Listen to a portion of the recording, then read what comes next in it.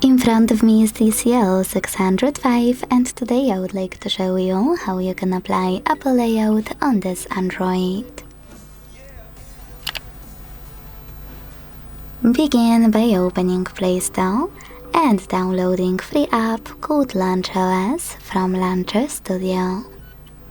When it's ready, you don't have to open it, just exit Play Store and go into Settings. In Settings, scroll down to tap on Apps. Select the default apps over here and finally tap on Home app.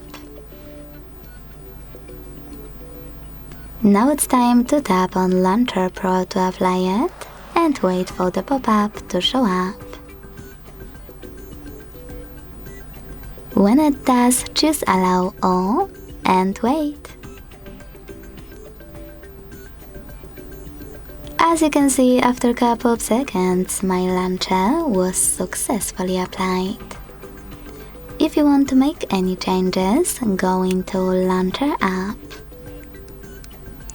If you want to go back to your default launcher, you need to access the same settings as before and click on your default one. Thanks so much for watching. If you enjoyed this video, leave a like, comment and subscribe. Bye!